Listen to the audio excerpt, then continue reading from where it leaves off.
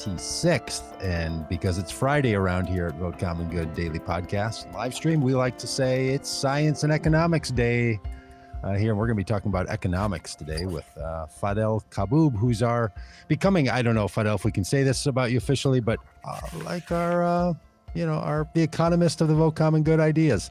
So we're excited for this conversation today. Robb has also joined us. I'm standing up in Minneapolis in the basement studio. We'd love to know on the live stream where it is that you're coming from. And on this podcast, we like to hear from you, and we also like to share with you some perspectives that we think will help you open your eyes to what's happening in the world, so we can see those things, we can engage in them, and we can find our pathway forward. And so trying to build a common good ethos for all of us, but especially for faith voters, about how we think about the issues that matter to us. And boy, there's almost nothing more important to the political sphere and to our economic and to our civic life than our economics. And well, Professor Fadhel, I mean, I know that you teach this at Denison University, so to you, economics makes sense. But boy, to the rest of us, we need a little help. We need a little help. Well, so let us know in the chat rooms where you're coming from. Tell us your city. Tell us what you're doing, and how you're thinking about this. And stick with us throughout the next 45 minutes as we're together. So I already mentioned that we have Professor Fadhel Kaboub with us and Robb. Hey, Robb. Good morning. Hey, Doug. How are you this morning? I'm hanging in there. Thank you. Doing quite well. Yeah. Doing quite well. Awesome. Some people they get excited by Fridays. I get excited by Fridays, not because it's the end of the work week, but because we get to talk about science and economics here. Exactly. And I'm a regular on the Tuesday show, not on the Friday show. On Tuesday when we talk about politics, but Fadhel's a friend of mine, and so I kind of elbowed my way in on this just because I love to be in conversation with Fadhel about how all this stuff works. Because it makes such a difference. And I think so many of us, we apply kind of like what we know about how to balance our own checkbook, if that's still a thing people do. And it's just a completely different ballgame when we're talking about economics on the national or global scale. Exactly. Well, thank you guys for having me on the show again. And Robb, it's, you can't really do economics without politics, and you can't do politics without economics. I mean, there's all political economy. We're all living in this, giant mess that intersects with all of these issues. And you can't talk about economics and politics without social justice issues, without talking about the resources that we use to produce stuff, which means the nature that we live in and breathe and use its resources. So we can't really do any of this without being mindful of the intersections. So it shouldn't be a surprise that we're intersecting, your Tuesday with your Friday today. Well played, my friend. Hey, I've had two friends, both named John. One spells it with an H, one without. I've talked to both of them about the ideas that we've raised here about what's sometimes referred to as modern monetary theory. But the perspective that you shared with us the last time you're on, I think we'll get into today, that there's a way of thinking about how we do monetary policy through our federal government. And one of them his mind was blown, and he hits me up regularly now with these random questions. Like he'll be driving in his truck and say, hey, if the government can just keep spending money because it produces the money, then why do we sell bonds and why do we have debt to China? Kind of questions. The other John says, oh, I think you're into that MMT stuff, that modern monetary theory. And he's a Marxist. And he says, that's not going to get us anywhere. That doesn't make any sense. We have to shift the economy to the fact that individuals need to be able to have ownership of every company. And that's the only solution. And modern monetary theory is trying to give an escape hatch so that we don't do the important things that we have to do. And so it was interesting that one of them, is coming at this from a much more conservative side and says, I don't think it can work. The other one comes at it from a liberal Marxist side, and he says there's no way that it can work, which tells me we're on to something around here with what that's the perfect balance. Exactly. Actually, to your point, on MMT and the perception, kind of the popular perception of it, you're right. The left has its own critique of it. The right has its own critique of it. And in the U.S. Congress, yesterday, I believe, a representative from the state of Oklahoma introduced a resolution to condemn MMT as dangerous for the country, because it introduces all this irresponsible spending that will cause hyperinflation and bankrupt the country. And this is a resolution to match the Senate resolution from a year and a half ago, I believe, introduced by 5 U.S. senators, also condemning MMT as dangerous for the country. So this is where we are today. And it's in response to the CARES Act, followed by the 1.9 trillion from a couple of weeks ago, followed hopefully by the $3 trillion infrastructure proposal that President Biden and the Democrats will be bringing over the next few weeks, few months. And MMT is essentially saying, we can afford this. We can probably afford way more than the $3 trillion if we do the right things, because it's not just spend and do nothing else. And there's all kinds of taxing and regulation and spending strategically in key areas that allows us to thrive as an economy, as a society. But the standard economics perspective says if the government spends beyond its tax revenues, beyond its limited kind of borrowing capacity, we're going to bankrupt the country. We're going to cause hyperinflation. And those are, I'm not talking about kind of right-wing extremist views. I'm talking about, traditional liberal economists like Larry Summers, right? Who's, he's not the conservative economist most people perceive. And he's saying this is going to overheat the economy. And that's really where it gets to economic theory, the dominant view, the Larry Summers views of economists who dominate the, policy circles. They live in a universe where they think of the government as more or less similar to a household. So you and I, responsible people, what did our parents teach us? They taught us to be responsible with your money, not to overspend, especially during bad economic times. So what you and I should be doing is be more careful with our budget. And then they take that logic from an individual level and say, well, the government should be just as responsible and not overspend. Well, sure, responsible people borrow a little bit of money, right? To buy a car, to buy a house, with every now and then, but we borrow within reasonable limits, right? And the bank will not let you borrow unlimited amounts. And once you borrow, you have a debt. So you and I have to work hard to pay it off. We spend less in the future. We get a second job or some other source of revenue so that we can pay our debts. And they take that logic and they say the federal government should do the same. It's okay to borrow a little bit during a bad economic times to get through the crisis. So Larry Summers and kind of mainstream economists will tell us, sure, a little bit of borrowing is fine. And they justify it by saying, well, the interest rate is so low. This is a good opportunity to borrow now. But as soon as the interest rate goes up, that's it. And as soon as we do a little bit of the spending, like the CARES Act, like the 1.9 trillion, say beyond that, we're really going into dangerous territory, right? And we're going to bankrupt the country. And we're going to cause inflation and so on. So I'm happy to explain the MMT perspectives in terms of what actually causes inflation, because all of these economists who have been warning about inflation for the last 10 years, they've been wrong about inflation. They've been wrong about interest rates. They've been wrong about inequality. They've been wrong about climate change. And yet somehow we still see them on Bloomberg every day. Okay, so Barbara is on the chat, and Barbara, I think, is expressing something that many people express. Her opening comment was, I'm hoping you know that American taxpayers are going to pay for all of this BS, right? So is that how it works when the federal government invests $1.9 trillion in the American Rescue Plan or $3 trillion in infrastructure? Is it just now there's a big tally and sometimes somebody's going to have to go and send a tax bill to all the American citizens to pay for that? Is that how it actually works when the government says we're going to spend X amount of dollars? That's how it works at the state and municipal level. You and I, taxpayers, pay for the spending that the state does, the municipality, the school district. And we pay for it either by paying more taxes, or sometimes the state or the municipality will issue municipal bonds and borrow, but that borrowing is eventually paid for with local residents in the state paying higher taxes in the future. That is absolutely correct. because states are like you and I. They're users of the US dollar. They can't create it into existence. The federal government has the authority by the Constitution, the power of the purse, to spend money into existence.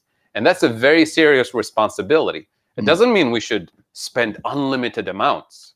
That's certainly not what MMT is saying. MMT is reminding us we have the power of the purse through the democratic process. The 535 people we elect can actually spend money into existence. And the spending limit that we should always be mindful of is not constrained by how much we can gather in taxes or how much we can borrow from Wall Street or from anybody else. The spending limit is the risk of inflation. And the risk of inflation, according to MMT, is determined by two things, very important things for us to be mindful of that actually allow us to get out of this crisis. The limits to how much we can spend has to do with the availability of productive capacity. In other words, if we have the technology, the skilled people, the materials to produce more, and we decide to spend more, that spending will not be inflationary. That spending will actually be allowing us to use those otherwise unused resources, unemployed resources, including unemployed people, to create more economic activity. So as long as that is the case, there will be no risk of inflation. The good news about productive capacity is that it's also producible. We can produce more of it. We can train more doctors and nurses and care workers and so on. So it allows us that additional boost to the economy. Yeah. Rob, you have a question. Yeah. So Fadhel, a lot of us kind of grew up, with that adage of, money doesn't grow on trees. Mm-hmm. And so, I think this mindset that tax revenue pays for social programs, pays for, everything that the federal government does. Sure. Comes from this idea that money doesn't grow on trees, that there's a finite amount of money that needs to be moved around and redistributed. And right. That was the case when we had the gold. That was the case when we had a gold standard, where we physically had a limited quantity of gold, and paper money was essentially a representation of that gold that was held in reserves. Yeah. And we couldn't print more money than the quantity of gold that we had. Otherwise, we devalue that paper money and we cause inflation. We don't live in a gold standard anymore because we discovered eventually that globally, there's a limited quantity of gold. So we couldn't grow the global economy. And that led to a lot of, because all countries were chasing gold everywhere. And that was part of colonialism, is to, if you can't dig for gold, you can go take it from another country, either through trade or through colonial. You go dig their mines and take their gold. Yeah. So we don't have that system anymore. Our monetary system is it's called fiat money, which means money is simply that worthless piece of paper that has cotton in it, basically. It's not worth $100. It's worth whatever the government says it's worth. The government puts $100 on it, that symbolizes $100. So we're gone from that system. But we're not saying that now that we don't have gold reserves required to issue currency, that we should print unlimited amounts of money, right? Yeah. So the constraint is productive capacity. The second source of the risk of inflation, which is extremely important, I think, for us to tackle here, and I think all of us will agree that this is a major issue, is what I call the abusive price-setting behavior of key players in the economy. That is, key corporations, key entities in the market who can actually raise prices because they can, because they have too much market power. Think of big tech, think of big pharma, think of all the major players in the economy who have a very high degree of market concentration. And as a result, that kind of inflation risk is not going to go away by saying we shouldn't spend more or we should spend less or whatever. That risk of inflation only goes away if we tax and regulate it out of existence. In other words, if we use antitrust laws, the laws of the land, to actually make the market more competitive and fair for consumers and for other businesses. In other words, if we democratize those industries, and whose responsibility is to tax and regulate and enforce antitrust laws, it's the U.S. Congress. the lawmakers, the 535 people we elect in this democracy. The problem that we have, and I'll close with this so we can discuss it a bit more, is that the 535 people, quite a few of them, are brought to you with their sponsors on their, race car jackets, the super PACs from those same markets that we're trying to regulate. So we don't actually have a government of the people, by the people, for the people, like it was supposed to be. We have a government of the super PACs, by the super PACs, for the super PACs. And that market concentration is really what suffocates the spending capacity of the federal government.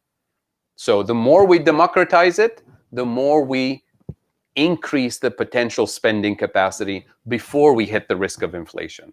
Yeah. So that's really the MMT lens is telling us what the real possibilities are and what the real constraints are.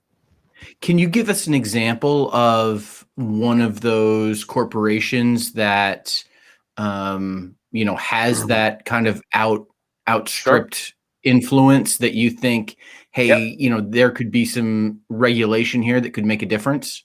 Yeah, absolutely. We're all connected on the internet right now, including the viewers and so on.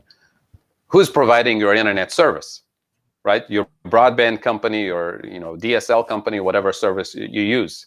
What if you don't? I'm assuming, at least I don't like the service that they're providing, and the fact that I don't like it forced me to go look for other options. They send me a bill every month, and the bill keeps getting more expensive and bigger, and there's all these fees, all these charges. And I say, wait a minute, why am I paying 50% more in just 1 year for the same crappy service, right? And I call and complain and say, well, yeah, we'll sell the technician, we'll move the router from here to there. Nothing, it's the same crappy service. So then I say, okay, I don't like it, I'm gonna cancel, I'm gonna move to another company. There's no other service. They're all selling the same service. And they all have no incentive to compete, no incentive to, they compete on the margin. So they say, oh, we'll give you a discount for the first 3 months to steal you from the other company. But we're selling pretty much the same service, right? And this is true across the country. So telecom, for example, the market power that Google has, that Apple has, the market power that your oil companies have in the US, real estate developers and real estate companies in key markets in New York and San Francisco and so on. So you have no alternative, right? If you're going to rent in New York City, you're going to rent in New York City, right? So these are the examples. Pharmaceuticals, we've seen it over the last few years and increasingly more. They raise the price of insulin because they can. Not because we don't know the formula for producing insulin or because we've known the chemical formula for decades. It's cheap to produce in almost every other country. And yet here, because they can raise prices, they do, right? And they can exclude people from services. They can raise prices and there's nothing you can do. Why? Because the regulators let them have it. And that's not how a democracy should function. That's not how our democracy was supposed to function. So we're talking about if we tax and regulate these key industries and regulate their market, abusive power out of existence, we have a more democratic, more competitive market, which allows prices not to be abused in this way. And that removes the risk of inflation. And which means it gives us additional spending capacity at the national level without causing inflation. So the metaphor that I used last time, I think, is something that a lot of people can connect to. It's like having, access in your backyard to the biggest freshwater lake in the country. And you can use it to drink fresh water, you can use it to water your farm, and do the right thing. But somehow we decide that we shouldn't waste that lake water, so we should drink half a cup a day and get dehydrated. And we shouldn't use all of that water or some of that water to water your trees to grow fruits or corn or whatever you're watering. So what we're saying, we're not saying use the entire lake to flood your farm or use the entire lake to drink every day. That will be too much, right? You'll flood the whole system. We're saying use whatever you need so that your trees and plants are thriving and not drying, so that you're not dehydrated, so you drink the appropriate amount of water you need for yourself, for your family, and so on. And not beyond that. You have the whole lake, but use whatever you need of it. So the government has access to that large lake of money, right? And we're artificially forcing ourselves to say, oh, we shouldn't use it. Well, so let the economy starve, and we dehydrate the system, and we create unemployment and inequality and social justice issues and so on. So Fadhel, I just want to re-articulate, because for people who are hearing this for the first time, it's a little shocking that they hear at the federal level, federal government, separate from your state governments, municipal governments, the federal level, taxes are not used to fund the treasury. That taxes are used to control inflation and to make certain behaviors more acceptable and other behaviors less acceptable. Those are the two reasons that the federal government utilizes taxes. When people hear that when the federal government spends money from the federal budget, it's not being replenished by taxes, that takes a moment for that to settle in for someone, right? Because they're still pretty sure that there's a bank account, and the bank account gets all your money that you send for your taxes goes in the bank account, and then they write checks to spend it out. And if it gets below zero, then they have to go to China to borrow. And you're saying, no, that's not how it works. Mm-hmm. So tell us, why do we keep track of deficits, federal deficits, and why does the federal government sell bonds as a way to fund its own expenditures if the federal government doesn't have a bank account that gets money going in and money going out? Why is that a piece of the equation? Not just how do people misspeak about, these things, but what's the function then of managing deficits, paying attention to them, and selling bonds? Very good question. So let me use the best example in U.S. history to illustrate how this goes. So World War II, very expensive spending program, right? And it came right after the Great Depression, the most miserable time in U.S. history. There was no money to be taxed. There was no money to be borrowed. Very clear. I don't think we can argue about that. And then we go from that to this massive spending program. And the debate at the time was not where are we going to find the money, like from which bank account, who are we going to tax, who are we going to borrow from? There's no money to be borrowed locally in the U.S. or internationally because there was a global Great Depression, right? So how did we pay for World War II?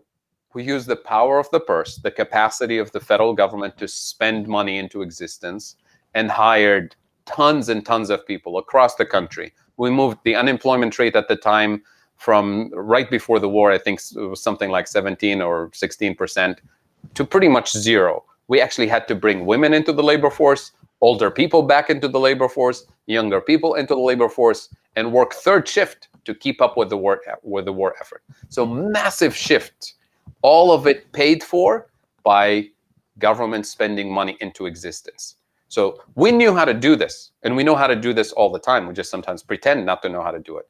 The concern and the biggest risk during that transition from the Great Depression to World War II was, what are those workers going to do with their income, right? The risk of inflation, in other words. It's a free country, right? They would have gone out on a shopping spree to buy a new house, to go out and entertainment and buy a new car, whatever it is, right? People are free to do whatever they want with their money. And that would have caused inflation. Why? Because we literally didn't have any spare productive capacity to produce new homes. We didn't have construction workers available. We didn't have construction materials available because we were using all of it for war purposes. And we didn't have any capacity to produce new cars because the entire manufacturing industry was retooled to produce tanks and airplanes and so on. So had those workers gone out to buy new cars and new homes that they deserved, right, because it's their money, we would have seen inflation in the US, hyperinflation potentially. So what did we do after we started the war, after we hired those workers to do this? We started selling freedom bonds or war bonds. Not before the war. The war was already funded. It was already paid for. It was after the fact to entice those workers to do the following. Please postpone your spending until after the war. Give us $10,000. We'll give you this piece of paper that says U.S. government bond, and we promise to pay you back plus interest. It's due in 10 years and 15 years and 30 years. whatever those savings war bonds were. It was to entice workers to save rather than consume. Please abstain from consumption until after the war. Why after the war? Because after the war, we have Detroit back to producing cars. We have construction workers back from the war to build new homes. And that was the post-war boom. And we had other strategies to manage inflation too. But this was a key component of it. So the war bonds were not there to fund the war. The government didn't need to borrow its own money from people to pay for the war. The government already paid for the war. But the government needed people not to consume, not to cause inflation. And this is how the government functions all the time. The CARES Act. We didn't tax anybody. We didn't borrow from anybody. If anything, we lowered taxes right before the CARES Act, right, on corporations and so on. And yet, the entire US Congress, all senators voted in favor of the CARES Act. Money was created into existence. I think there were maybe 4 senators missing from the vote because of COVID exposure or something like that. But it was not the issue. Finding the money is never the issue, as long as we set it as a national priority. It was about how do we manage the risk of inflation. And in the US, currently, COVID situation and the CARES Act, the 1.9 trillion, the 3 trillion infrastructure spending that will be forthcoming soon, we have plenty of unused productive capacity. Lots of people unemployed. Lots of people want to re-enter into the labor force. And we have plenty of technology and know-how and technical capabilities to build the infrastructure that we need, that we deserve. So the risk of inflation is not even close, right? Got it. And So I'll give you one final counterexample. Yeah, you do that, and then I have a follow-up question about current bonds, but go ahead. The country that's been doing this for decades, literally for decades, Japan, has the highest debt to GDP ratio in the world. I think it's 260% right now. Massive national debt, massive deficits for literally 3 decades. And what does the mainstream of the economics profession tell us should have happened to Japan? Hyperinflation, high interest rates, bankruptcy, government default, right? None of this happened. Japan today, for 3 decades, is suffering from deflation, not inflation. Japan has negative interest rates, not extremely high interest rates. Japan's government never defaulted on its debt, right? So all the views of the mainstream perspective are coming from that individual responsible behavior. Money doesn't grow on trees. Your parents taught you right, be responsible. But at the national government, when you have a sovereign government like Japan, like the US, where the entire debt stock, all the government bonds issued, are denominated in the national currency. So a government that has debt denominated in foreign currencies, like Greece, like Spain, like Venezuela, like Zimbabwe, that's separate, because those governments now are users of a foreign currency, like you and I are users of the dollar. So they need to be fiscally responsible, like you and I are responsible, like my state and my county treasurers are responsible. But the federal government is a sovereign issuer of the currency, like Japan, like the UK, like Canada, which means all of those governments have this additional untapped potential spending capacity that they're not necessarily tapping into. They could be tapping into to get things done way before we get to the risk of inflation that I talked about. So why do we currently sell bonds, and why does China buy all this U.S. bonds, and then people use the phrase, the U.S. is in debt to China? We've borrowed from China to pay for our fill in the blank. Why how is that? Why is it explained like that? And if that's not what's happening, what is happening, and why are we still selling bonds to Chinese government and to other people that buy it? Very good question. Well, if we really were borrowing money from China, then what we should do, the responsible thing to do in Congress in the next few weeks, before we even decide on this infrastructure plan, is to have a formal meeting with the Chinese Communist Party and say, are you guys in favor of us building infrastructure? Will you fund this infrastructure for us for the next 10 years? That will be the logical thing to do.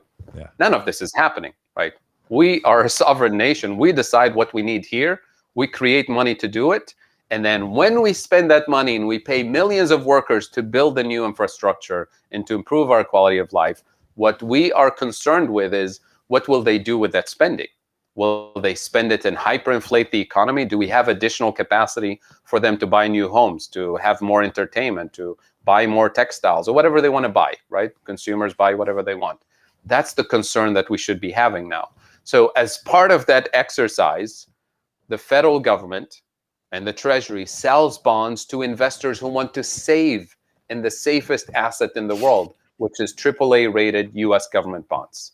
And when the Treasury auctions those bonds, it's literally giving the rest of us, people who save, individuals, businesses, financial institutions, but also foreign governments, the opportunity to open a savings account, literally a savings account at the Treasury that says, here's my deposit, I'll come back to pick it up in 30 years and I'll collect my interest payment.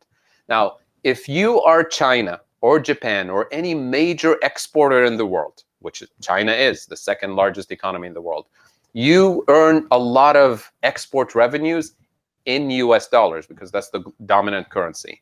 So now you're China, you have trillions of dollars worth of revenues. Where would you save your money? Under the mattress? Obviously not. You have US dollars. What's the safest savings account in US dollars on the planet? It's the Treasury. US Treasury has those government bonds. So it's totally logical for China to park its savings in the safest place on the planet, which is US Treasury bonds. We are not borrowing from China. We're giving China an opportunity to park its savings somewhere safe, right? Now, they could take their savings and they decide, you know what? The US is not safe. We don't think the US is responsible or whatever it is, or we don't like the US. We're going to take our dollars, change them into euros, and save them in some European banks, right? That's totally possible. So why do we want to help? I understand why in the War of Freedom bonds, we wanted people not to overspend because they were going to buy a house and there weren't enough houses and there goes inflation.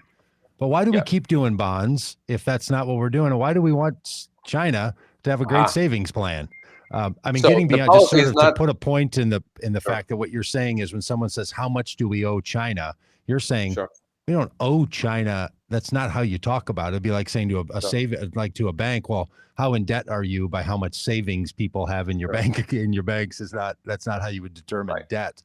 So getting mentally over that. Why do we keep pitching bonds? And so, like, I got a bunch of bonds, for our kids from grandparents and stuff, and I understand why they did it.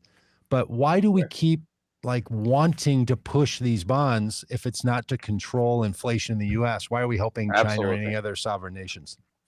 So the U.S. Treasury, the U.S. government doesn't do it for the sake of China. China just happens to be one of the buyers like everybody else in a free market, in a free system, right?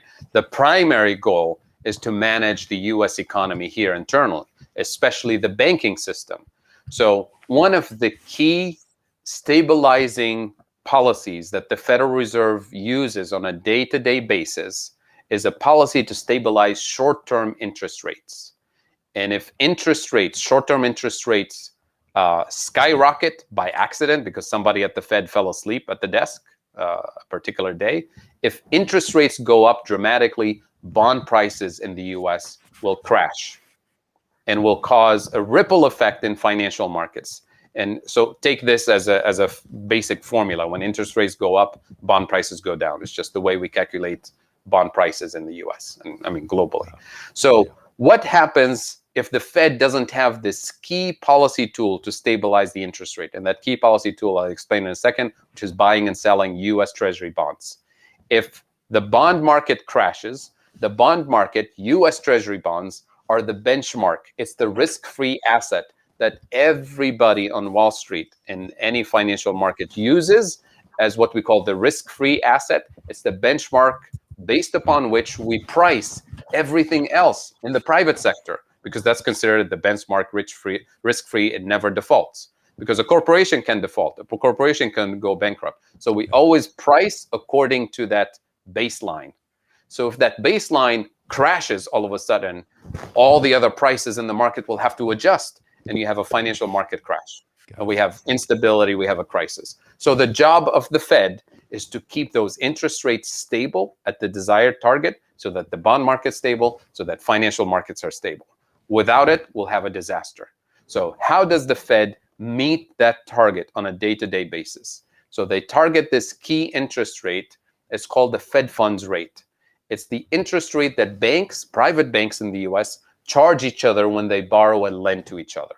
So banks go into that Fed funds market. Some will be lending to other banks, some will be borrowing, depending on their needs.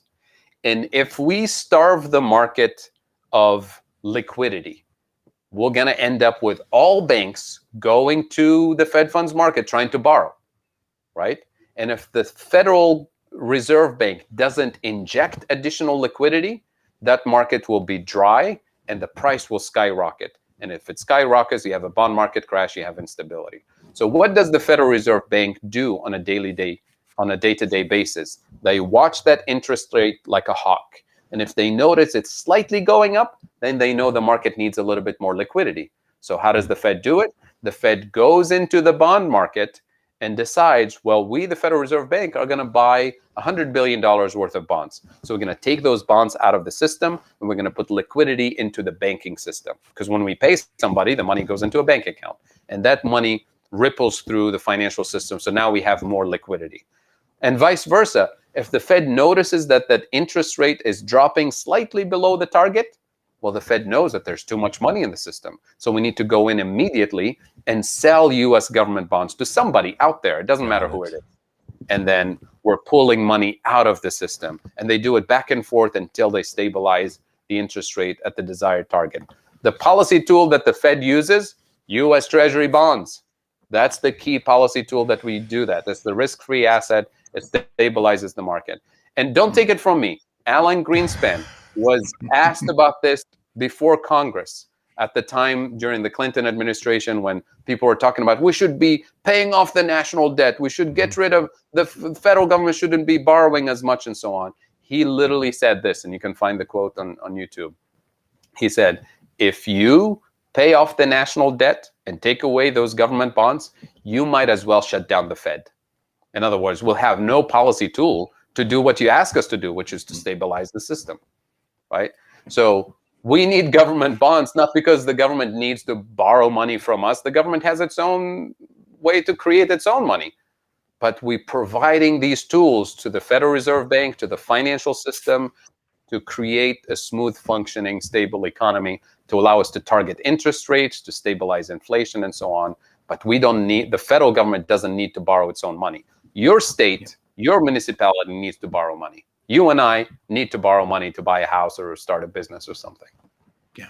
So Fadhel, thank you for explaining bonds to us. It's so tremendously helpful. So I guess like one of my follow-up questions would be, okay, so now we understand why the federal government, issues bonds. Why, if the federal government can just, manufacture whatever money is needed for whatever programs, and it's not based on tax revenue, why then does the federal government collect tax revenue?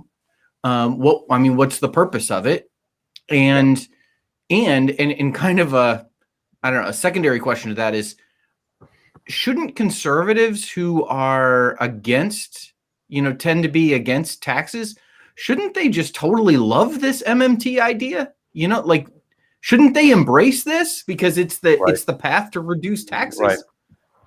Right. And this is really some of my friends on the left, when they hear this, they say, but don't tell them that they can do this because they'll cut taxes even more and they'll start another war. And you shouldn't really be promoting this. And I'm like, they already do this. They already cut the taxes. They already start whichever war they want. If anything, we should expose this so that we know that we have the capacity to set the priorities straight, right? So we should cut taxes for lower income individuals, and it's not going to bankrupt the country. We can afford, better housing, better infrastructure, and it's not going to bankrupt the country. And if we want to end wars for ethical, moral, geopolitical reasons, then we should have an open debate about that. So we shouldn't end war because we can't afford them. We should end wars because we shouldn't have a war, right? So let's have open discussions about these things so that we know what we can afford, what we can't afford, and for what reason. So to answer your question about why the federal government taxes the population, I'm going to take you to the origins of how we discovered these things. And the best examples are colonial examples. like British colonial, French colonial presence in Africa and other parts of the world.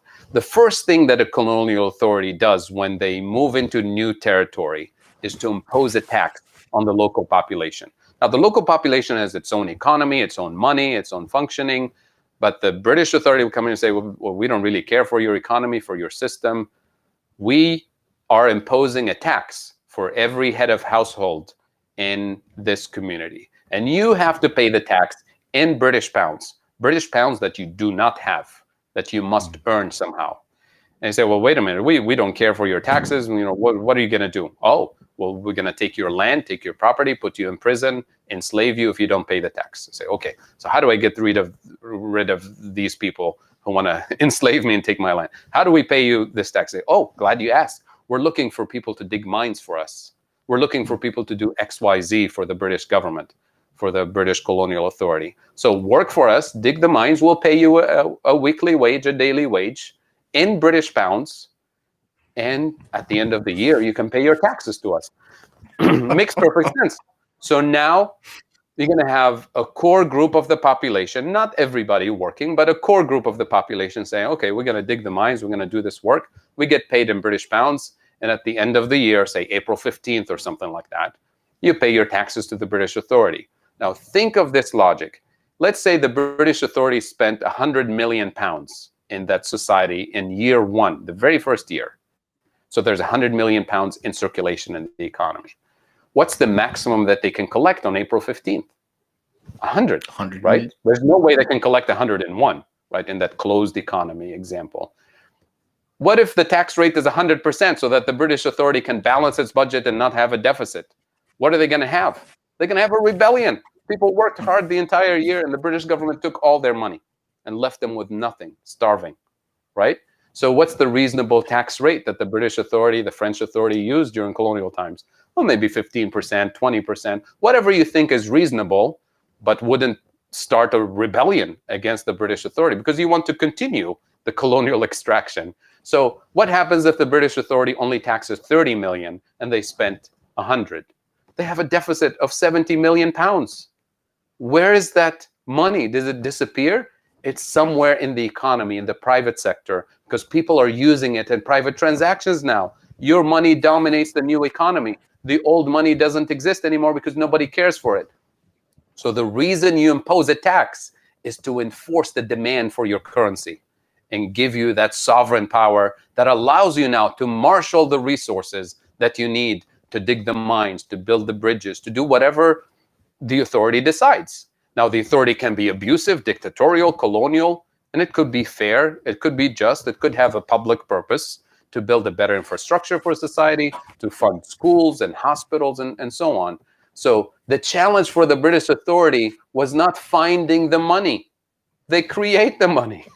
The challenge was to find the skilled people to do the things that they wanted. And the skilled people you can train, the infrastructure you can build. That's the sovereign power of the government. And we want it to be a government of the people, by the people, for the people, not a corrupt and abusive government that wastes resources, starts wars, and abuses the most vulnerable in society, neglects the needs of the poor, the needs of the ill, and so on. That's the logic. So what happens if that British authority uses the same the next year and the next year and the next year and the next year? You have deficit after deficit after deficit. It adds up to a large number after 100 years. That large number, we call it the national debt, right? That's what the national debt is, the summation of all the previous deficits. Now, after 100 years of deficit after deficit after deficit, can we have a single year of a surplus for the British government where they spend 75 and they tax 85? Sure, they can, because they're taxing out of all the previous savings that consumers in the private sector have accumulated worth of 100 years worth of government deficit. Because in that first year, the deficit for the British authority, that 70 million pound, is exactly equal to the penny of the surplus that the private sector has accumulated in wealth. Now, that wealth could be unequal. Maybe it was just two people who had most of that wealth. So then we should have distribution policies so that when we spend the right way to distribute income equally, not to have high concentration of wealth and power to few individuals who are friends of the British governor or something like that. So, but literally, the deficit that the government injects into the economy is exactly equal to the surplus that all of us users of that currency have collectively. And we want to have that surplus to be evenly distributed, not to be abusive and exclusive and so on. Yes. So that's really why it's a teeter-totter. Exactly. It's a teeter-totter that every dollar that the government collects, every dollar that is federal government deficit is a dollar that is being used in the economy, and every dollar that the federal government has in surplus is a dollar that is not being used in the economy. It's like those they teeter-totter back and forth. Sure. And just to illustrate a little bit more so that people don't think that, what we're describing is everybody working for the government digging mines. Let's say I'm a fisherman in that colonial authority, and I don't really like digging mines, and I just like to continue doing what I'm doing, right? But I still owe taxes to the British authority at the end of the year. So now, as soon as the tax is imposed, I bring my fish to the market and I say, well, I'm not going to accept the old money because I need pounds to pay my taxes. So I only accept pounds from now on. So all of a sudden, you converted the entire economy into a British-controlled monetary system where the British pound is now the currency. Now, to make it more realistic, fast forward a few decades, let's say we have now banks in the system, right? Because we don't want the government to micromanage the entire economy and employ everybody and to give loans to everybody. That's not the responsibility of government. So what governments did, including the US government, is what we've delegated some of that money creation authority to key institutions. We call them banks, and we give them a banking license with the responsibility to serve the public purpose, to help people buy homes or build businesses or whatever it is, build the railroads and so on. So we give them an exclusive privilege to actually create money into existence when they lend money. So when you and I go to a bank and buy a house or buy a car, they make you sign a whole bunch of papers. Sign here, initial here, sign here, initially. One of those documents, if you pay attention, is called the promissory note. It's the most important document you sign. And that promissory note is essentially, literally it says, I promise to pay you back $200,000, right? And if I don't pay you back, the bank can take that document to court and the federal government will enforce it and will go after you to make you pay, ultimately, or to take your house and sell it, and hopefully it's still worth $200,000 or maybe more, right? Not underwater mortgage. So that promissory note, once you sign it, the bank takes that document and it becomes an asset that they actually have from an accounting perspective. If you know accounting, you have assets and liabilities. That promissory note worth $200,000 is now an asset that they own, right? Because they can collect on it. And then the liability side of the bank is literally they give me $200,000 in my bank account that I can go ahead and spend to buy a house. So that's a liability for them because that's money that's going to be pulled out of the bank. So an asset and a liability was created simultaneously out of thin air, just because we have a legal system that says it's okay, it's safe to do that. Because this person you're lending money to is responsible, has a job, will pay you back. And the government is good for it. The government is going to back you up in court, right?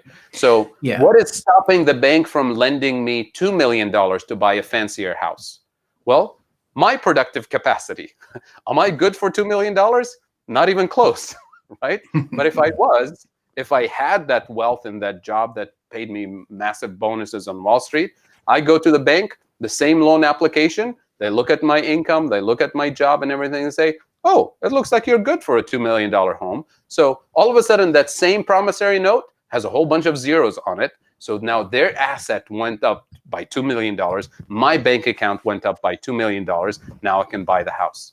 So what is limiting how much the bank can issue is the real productive capacity of the economy. Can we actually handle that additional money creation that we've delegated to banks, right? So that's why a lot of people today say, well, all of it is debt and debt and debt because banks are lending. But yeah, that's why we have regulations. We regulate banks and we give them a license to make sure that they're actually doing their job, not handing out loans to anybody without actually checking if there's a productive capacity in the economy to handle it. So that's what we're saying. We have all of this potential increase in spending that we're not tapping into. Yeah. I will tell you, we have kept you 11 minutes longer than promised, but you have made my brain feel better. So if that was worth 11 minutes in your asset on your deficit side, it became an asset for my brain. So thank you so much. We didn't even get into all of which we will do next time. This will be last time you were on, this time. These are the primers. We'll push this to people so they can sort of get it. But until you get this notion, it's hard for people to understand. It's a tough pill to swallow. When you read Stephanie Kelton's book, The Deficit Myth, in the first few pages, she talks about her own journey as an economist, trained in the traditional way that all of us were brought up. It was a long struggle of escape, trying to escape the old ideas and really make sense of this new way of looking at the economy. And you just keep reading and keep exploring, keep looking at legal documents and how this functions, and you realize we've been duped. Well, one of the things I do want to talk about at some point is why people who know this system are duping. Why is duping happening? It's hard for me to quite understand that, but we can't get into that quite today. But that'll keep people coming back. So thank you so much. You're a master teacher. I'm seeing people in the comments that are saying the same kind of relief because these are complex issues that feels like are often kept away. And maybe it's your sensitivity as a college professor that your job is to help people grasp these issues, but that has happened today. So thank you. Thank you so much. Hey, and stick with us. We come back every Monday, Tuesday, Wednesday, Thursday, Friday. So, and if this was worth a lot to you, go over to Vote Common Good, move some of your assets into the liability category and make a contribution, and we will send a nice gift to Fadhel for helping all of us out. But thanks for being a part of the Vote Common Good community here online with the daily podcast, and we will see you on Monday.